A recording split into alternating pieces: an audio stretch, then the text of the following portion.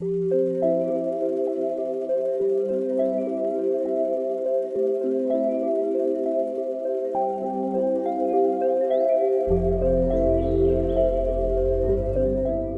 you saw me in the street, what would you assume about me?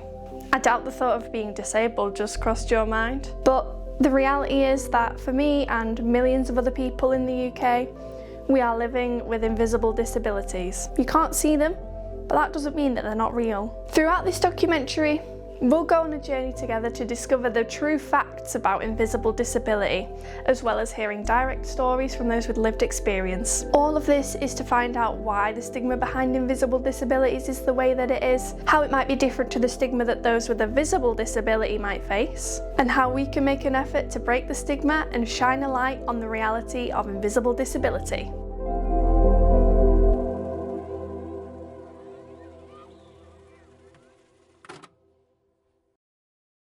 To start us off on this journey, we first need to establish what disability actually is considered to be. According to the Invisible Disabilities Association, a disability can be defined as a physical, mental or neurological condition that can hinder movement, activity and general life tasks. In 2022, a study revealed that 20% of the UK population are believed to have a disability. But an estimated 80% of those people have some form of invisible disability. An invisible disability is a disability that is not outwardly visible. But could this cause problems for those who live with it? We know that all disabled people experience difficulties such as ableism and negative presumptions, but does this experience differ when people can't see that disability? It could be said that surely invisible disabilities must be less severe than visible disabilities because the people who have them don't constantly look like they're struggling. The reality is, both can be equally as bad as each other. They both have their individual difficulties that come along with them, along with some similar aspects too.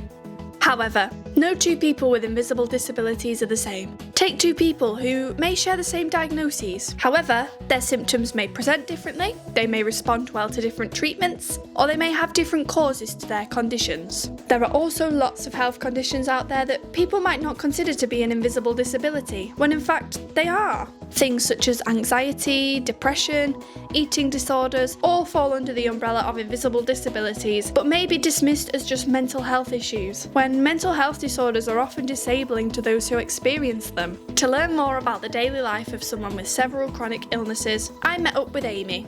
Amy is a content creator who uses her platform to advocate for those with disabilities and shares her daily life with the world to help shine a light on the reality of living with invisible disabilities. We both have a lot in common after bonding over our shared health issues, with parts of our experiences having similarities, but there are a lot of things about our health that are different too. So I'm Amy. I was originally born in Norfolk on the 12th of August, and then I moved to Scotland, spent most of my childhood there. I'm officially diagnosed with hypermobile Ehlers-Danlos syndrome. I have issues where I dislocate my jaw, issues where I dislocate my toes. I also have gastroparesis as well, which is like partial paralysis of the stomach, chronic migraines, POTS, which makes me allergic to gravity. I have some sort of like mystery condition, so every so often they swap between different things, whether they think it's lupus, Sjogren's syndrome, or an autoinflammatory disease. Basically, it causes me fevers, joint pain, rashes, ulcers like everywhere on my skin, in my mouth, and my nose. And in total, I have about 10 diagnosed conditions, which just seem to grow. I also have a rare disease which I love talking about. It's called insulin autoimmune disease. It causes me to have low blood sugars quite a lot, and people always think it's diabetes, but a complete different thing. I've always found really fascinating how every single one of my conditions is connected in some ways to each other. I used to do fell running. I ran up some pretty big mountains. I used to compete with horses, work with horses and train them. All of a sudden I started fainting and passing out, and then I went on medication which made my life better, but then that's when the fevers started happening. Some weeks I am absolutely fine, I just feel quite tired and fatigued. I still have pain, but then other weeks I'm getting like a fever of like 39, 38 Celsius. I had to completely change my diet. I can't have gluten at all. I had to completely change what exercises I do, completely change my uni course. I originally did media production and I could no longer carry heavy cameras anymore, so I had to change it to something that was a bit more realistic, and it's basically just changed my entire life, to be honest. I definitely had problems accessing treatment for most of my conditions, to be honest. I'd probably had POTS since puberty, but it got worse after I had COVID a couple of times. But the first cardiologist I saw, he said that there was no treatment for POTS. And I remember leaving the appointment crying because he told me I just had to accept it. I really had to fight, and I had to use some of my savings to actually pay to see a private cardiologist. And once I was on the medication, then I had to move on to the next condition to fight for treatment. It feels like I have to fight every single diagnosis to get the treatment I need, and often I know what I need.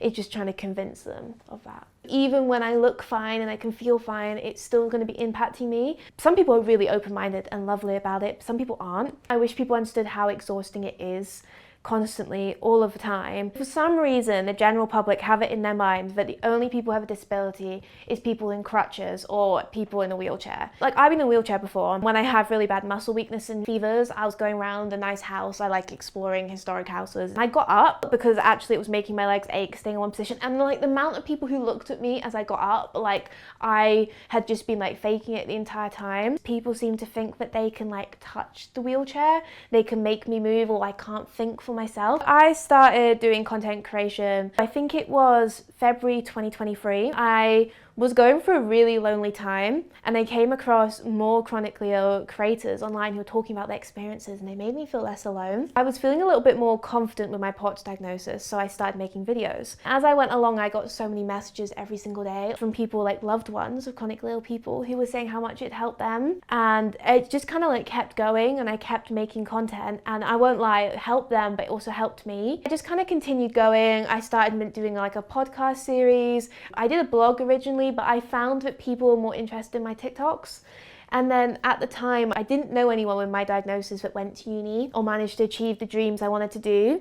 So I kind of wanted to incorporate that. So I just didn't want to make it all about chronic illness. I wanted to include all the other aspects of my life as well.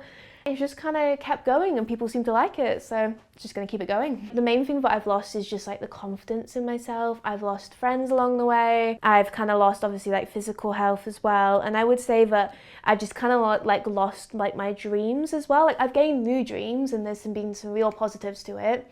Like, I probably wouldn't be going into the fields that I want to go into without being chronically ill, but at the same time my life would be so much easier. I think sometimes before I was chronically ill, I could be a little bit less open-minded to like why people were struggling every day, but it's made me much more understanding of like the general public and the people I meet. It's also made me much more aware of the biases in the media, which is one of the reasons why I started to get really interested in journalism.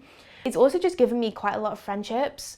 It's put me into positions where I never thought, because I did social media work and I did photography and stuff. I wouldn't have actually got that experience without making the content I did. I just wish that people just took a little bit more time to research a little bit more about disability and were a bit more aware. And I think that's what I hope to do with my account, is it's not just for chronically ill people, but it's to give people an insight into what it's actually like to be disabled, not what the media show it is. From Amy's story, we can learn a lot about developing health conditions later on in life, how sometimes it can be hard to find the correct answer first time, and how important it is to raise awareness for things like this. It's also important to realise that someone who has the same health issues as Amy might not have the same experience as her. For example, let's look into POTS, also known as postural orthostatic tachycardia syndrome. POTS is a health condition where a person's heart rate increases rapidly with a change of posture. Symptoms can include dizziness, lightheadedness, palpitations, shortness of breath, brain fog, fainting, and more. However, there are different subtypes of POTS, which can be caused by different things, bring on different symptoms, and have different triggers. There are 3 subtypes of POTS that exist according to the cause: neuropathic, hypovolemic, and hyperadrenic. Neuropathic POTS is caused by the dysfunction of the nerves that make up the autonomic nervous system, causing tachycardia and the widening of blood vessels. Symptoms can include the blood pooling in lower extremities. Hypovolemic POTS is caused by a low blood volume. It is discovered by decreased sodium levels in the urine. Finally, hyperadrenic POTS is caused by high norepinephrine levels upon standing. This can affect 30 to 60% of those with POTS and can cause palpitations, tremors, and cold and sweaty hands and feet. There can be overlap between these, and someone could experience more than one of these types at once. Therefore, two people who have been diagnosed with POTS could present differently, experiencing different symptoms than each other despite having the same health conditions. There are a lot of presumptions out there on disability. I can imagine that a lot of people see disability as just people in wheelchairs, or people who don't look normal. But why should people be judged on their appearance? Amy made a clear comparison about how the way people treated her changed when she began to use mobility aids. But it also became clear that people have specific mindsets on what mobility aids are. For example, I often hear people referring to all wheelchair users being paralysed and unable to mobilise at all, when a third of wheelchair users are actually ambulatory wheelchair users. They have the ability to stand and maybe even walk too, but using a wheelchair vastly improves their independence and quality of life, and they may face judgment for supposedly incorrectly using a wheelchair. In terms of those with invisible disabilities, myself included, there are a lot of harmful presumptions thrown around which have a massively negative impact on trying to raise awareness. During the making of this documentary, I conducted a survey where 71 people who considered themselves to have an invisible disability took part. I asked them about common misconceptions they thought the general public had about people with invisible disabilities. Some of the most common responses were along the lines of being lazy, being told they don't look disabled, that they're faking it. Some say that it's just a TikTok fad and that people are diagnosis shopping because it's trendy. Invisible disabilities are on the rise. Studies suggest that between 2017 and 2023, invisible disability diagnoses rose by 63%. A lot of this could come down to one contributing factor between this time period in which the coronavirus pandemic took place. The pandemic swept the planet, starting in 2020, and to this day still has an impact on people worldwide as it continues to circulate around, despite some believing that there is no more COVID. Some people who are infected with the COVID-19 virus were not recovering from their symptoms, leading to the diagnosis of long COVID. A lot of people with long COVID had no previous medical conditions and were now suddenly experiencing disabling symptoms. Long COVID is recognised to have caused a rise in disability. People struggled to get a diagnosis and faced the unknown as little was known about the condition. They were even at times fighting just to be believed. Now, in 2025, some people are still experiencing the effects of long COVID, having never recovered from it. In March 2024, it was estimated that 2 million people in the UK were living with long COVID. Of these people, 3/4 of them felt it had somewhat of an impact on their day-to-day life, with a fifth experiencing more of a severe impact. It can cause a variety of over 200 symptoms which can be related to other existing chronic health conditions, which can also be brought on by long COVID. One of these is known as ME/CFS, a health condition which can cause extreme fatigue, sleep problems, brain fog, post-exertional malaise and other symptoms, and can have a massive impact on a person's quality of life. Let's hear from Emily, who lives with this and tells us just how much of an impact it's had on her life. Hi, my name's Emily and I have ME/CFS. I first got ill 2 years ago because of an initial glandular fever infection. I worked part-time for 10 months, struggling, not understanding what was happening to my body, not understanding why I wasn't getting better. And then after 10 months, my body finally gave in and I gave up work. I continued for another 6 months, pushing my body more than it was able to do so. And then I eventually tried a treatment, a vagus nerve stimulation device, which basically set my nervous system into further disrepair. I went from being able to walk for 30 to 40 minutes every other day to not being able to walk up and down the stairs. It's a very debilitating thing to go through, and there's an extreme amount of loss. You lose friends, you lose your career that you've been building towards, you lose relationships. Those things that made you valuable as a person no longer exist. So I found value in work and in my ability to be energetic and gregarious and outgoing with people, and I was now unable to do that. As your energy drops, your mood drops. So obviously I've dealt with anxiety and depression as a result of the illness. I am in recovery and I've realised that rest really is the only way to make improvements. So that's what I'm doing. at the moment, and I try to find gratitude and joy every day as much as I can.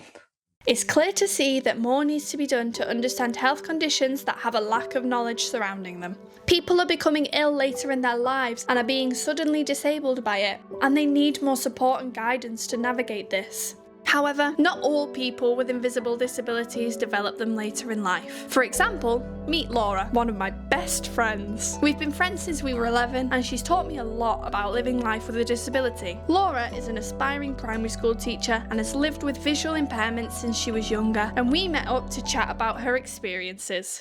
My name is Laura, I am 21 years old. I was born with congenital nystagmus. It is a visual impairment where my eyes move involuntarily. I don't remember a lot about this because I was very little, but I think my parents noticed that I wasn't focusing on things properly. My eyes were moving a lot, and I think they were very worried. They took me to the doctors, and then the doctors kind of looked at me and thought something was wrong, like my eyes weren't focusing as well, and the doctors referred me, and that was when they found out that I had nystagmus. Nystagmus makes me see the world differently, I guess. I very much struggle to see things that are far away. I would say I also have very low confidence when it comes to walking in the dark, and my retina is so underdeveloped that I find it so hard to see things in low lighting areas. Nystagmus makes it difficult for me to perform tasks at a normal function. I think it's particularly difficult to socialise. Like, if I try to make eye contact with somebody for a really long time, I can physically see the shakiness of my own eyes. I can't drive because of my nystagmus, however it does come with its perks. I do get free bus travel. I've been through all kinds of different tests, like I've done an MRI, an EEG, but it was only when they did the blood test that they actually discovered something quite extraordinary. It took the hospital 16 years to identify the cause of my nystagmus. I was known as the medical mystery. One of my favourite hobbies is dancing. I have taken dance classes in many different styles, but my favourite styles I would probably have to say is lyrical and musical theatre. I also really enjoy singing. I've been singing since such a young age. I've always had a strong passion for that. I sing in my local church choir, and then I also am a wedding soloist, which is really exciting because it's exciting to sing as a soloist as well. I'm also born with hypermobility. Hypermobility can come as a challenge in dance. Obviously my arms overextend more than the average person. It's quite frustrating because when people straighten their arms normally, they're all fine, and sometimes I have to restrain myself from fully straightening my arms because I look a bit like a bird. It takes marks off your dancing, and it's so annoying how it's judged off that one thing. I think people assume that blind people can't see anything at all. I think this is completely untrue. They might be visually impaired to the extent that they can only see shadows and blurs, but that doesn't mean that they completely experience a blackout. I think people also assume that glasses can fix everything, and yes, this is helpful to some extent and it can correct some things, but not all the time. In my case, that's not helpful. My eyes will always shake. I think people assume that visually impaired people can't participate in anything. It's just that we might need to make necessary adjustments in order to help us reach that end goal. I think society today has changed so much to the point that people judge physical appearance before they get to know someone. I have experienced ableism during my time in high school. I have been called some pretty horrendous names like bog-eyed freak. I think name calling is obviously still happening now, and that saddens me that people try to pick on us for something that can't be changed before actually getting to know us first. People like myself who have an invisible disability, I think it's so much harder to receive support because people genuinely assume that we don't have a disability. People are actually quite shocked that I have nystagmus, and they don't actually realise it until I inform them about it. I aspire to be a primary school teacher. Teaching in a school with a visual impairment does come with its challenges. One thing that I struggle with is assessment, and I very much struggle to see things that are far away. Children do try to write things bigger on their whiteboards, but unfortunately sometimes their little brains can't remember. I also find it difficult to model physical activities, for example catching a ball. I can do it, it just takes me a few attempts, and I think the children respect get that. It just kind of shows a physical example that if at first you don't succeed, try again. I also love to help others. I volunteer my time in my local primary school to help children, sometimes children that have disabilities like myself, and I think it's very important to me that because they have someone they can look up to. I think my disability helps me to inspire children to know that a disability isn't an inability. My advice for someone who has an invisible disability would be you have to fight to be heard. You have to keep talking to people to raise that awareness, and you have to make the invisible visible. However, sometimes I think it's hard to see the positives when you have either a visible or an invisible disability. But one thing I would say that nystagmus has taught me is to be more resilient, and I think I'm a living example to people that you should always pursue your hopes and dreams and never give up on something that you really want. Hearing Laura's story in more detail has helped me realise that having a disability doesn't mean that life is over. Its path might look somewhat different to what you might have imagined it to be, but it's not impossible to be successful. Laura has shown me that with the right support in place, I could achieve more than I ever thought possible. But is it always easy enough to access that support? Disabled people are no stranger to ableism. According to Scope, ableism is discrimination in favour of non-disabled people. There is a prejudice against those who appear different from normal, making assumptions about what they're capable of achieving, or denying them access to reasonable adjustments in the workplace. But do those with invisible disabilities still face ableism? After all, if someone can't tell they're disabled, wouldn't that just mean they get treated the same as other people? Well, sort of. But there are also issues in that as well. Without disclosing a medical condition, someone with an invisible disability might struggle to access accommodations and support through their lives to help them achieve what others can without the help. Some see it as cheating and an unfair advantage, but in reality, it's there to create an equal playing field. According to the Health Foundation, in 2023, disabled people were almost twice as likely to be unemployed as non-disabled people. In the survey that I conducted, I asked the 71 participants if they had ever experienced ableism, and 93% of them agreed that they had. Some examples from those who felt comfortable sharing talk about being denied reasonable adjustments, such as closed captions, working from home and priority seats on public transport, having slurs shouted at them, being harassed for using disabled parking spaces, and being told that they're too young or not disabled enough. One person said, lifts being broken at train stations are not seen as a priority to fix, therefore having to go 2 more stations on the train to use a lift, and then have to use more public transport to get near that previous train station. Another said, I have had bus drivers refuse to allow me on the bus because they don't want to put the ramp down, and that if I want to board, then I can get myself up there like everyone else. I also asked, how do you think people perceive you as someone with an invisible disability compared to someone who has a visible disability? Words such as rude, stupid, attention-seeking, lazy, and faker were commonly brought up. One person said, I get more understanding when they can see my invisible disability, i.e. I use splints or crutches compared to when I don't. A response from someone who has experienced both invisible and visible disability states, invisible. People are less likely to believe, assume you're lazy, assume that if you say no to something you're just a downer, etc. But visible, assume you can't do anything, pushed out of the way as if an object, pitying way of speaking to you, including doctors. It's clear to me that every disabled person faces their own personal struggles, visible or invisible. No two health conditions are the same, and even people who have the same have their own unique needs. Every disability is valid, no matter the symptoms or severity, and can face discrimination in one way or another.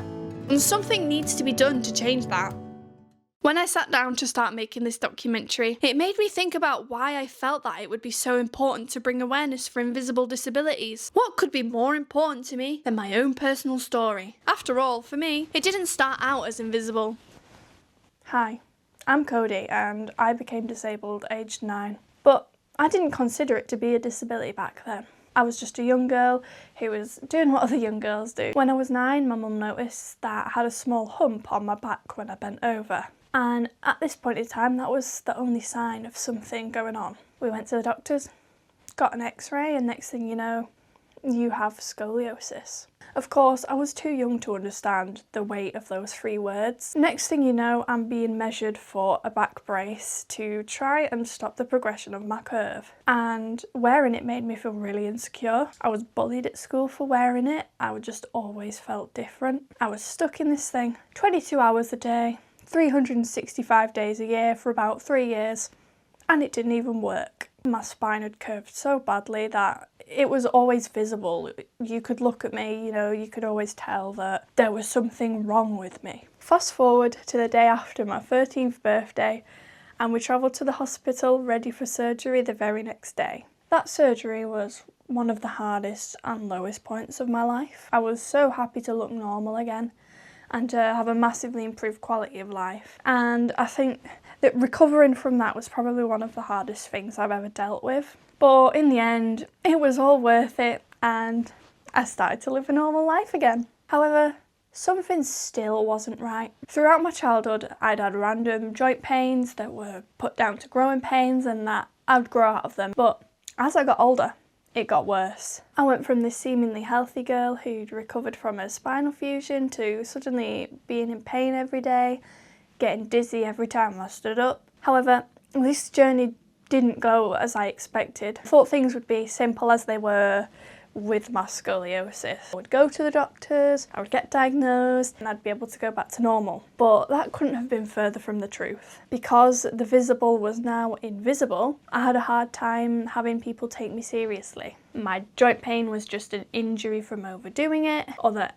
everyone gets dizzy sometimes when they stand up, so it's not a big deal. In the end, it came down to a point where I started to not even believe myself. I started to think that I'd made it all up and that there couldn't be something wrong with me because you can't see it. My social life was almost non-existent. I constantly had to cancel plans because I was unwell or I didn't have the endurance to walk very far. And when I tried to explain it, people just didn't understand. It became clear to me that the attitudes of other people towards me was vastly different. Before my spinal fusion, I was visibly disabled. I constantly got strange looks because I looked different, but I found it easy to access diagnosis and treatment. Now, I could walk past anyone and they'd have no clue that I was disabled. And I no longer faced that scrutiny that I'd faced once before. However, that made it much harder to communicate my struggles, access support, and find the treatment that would hopefully give me my life back. In January 2024,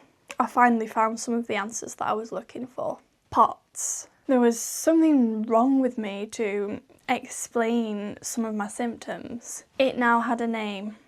And it felt amazing to finally be believed. I started to believe in myself more. I was able to start medication, and now I'm able to manage with the occasional flare-ups rather than constantly battling it every single day. Then I finally found some help with my joint pain and hypermobility. The words hypermobile Ehlers-Danlos syndrome were brought up to me, but were never officially confirmed.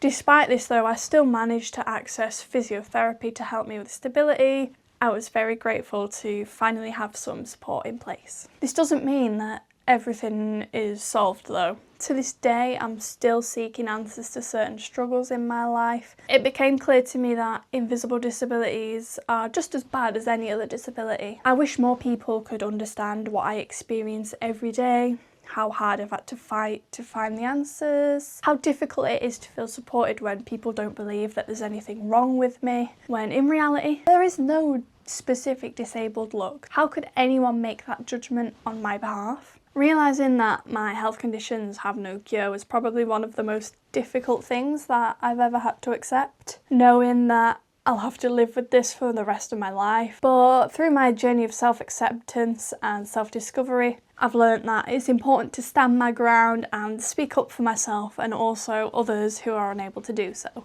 And without it, well, I wouldn't have studied media and TV at university for a start, so I wouldn't have made this documentary. I wouldn't have met my best friend who has supported me through everything. I've had so many opportunities and hopefully many more to come, and none of this would have happened if I weren't disabled. So, with all of the questions asked and answers received, all of the uni workshops I spent sat on the floor trying to complete practicals, all of the support I've received from those around me, the passion within me to use my voice to raise awareness, the hours spent planning and drafting and editing, I think we finally come to the conclusion of this journey of education and discovery. It's clear to me that there is a general stigma surrounding disability as a whole. It's also clear to see that whilst visible and invisible disabilities share some similarities in this regard, there's a lot of difference in attitudes that sets them apart, each with their own individual struggles. Whether visible or invisible, disabled people spend their time living in this inaccessible world, dealing with being wrongfully judged based on their circumstances. There's a lot of work to be done to tackle ableism and misunderstandings in general, but I hope that by watching this, you've learned something new about invisible disabilities, or even disability in general, and can now go on to help us break the stigma.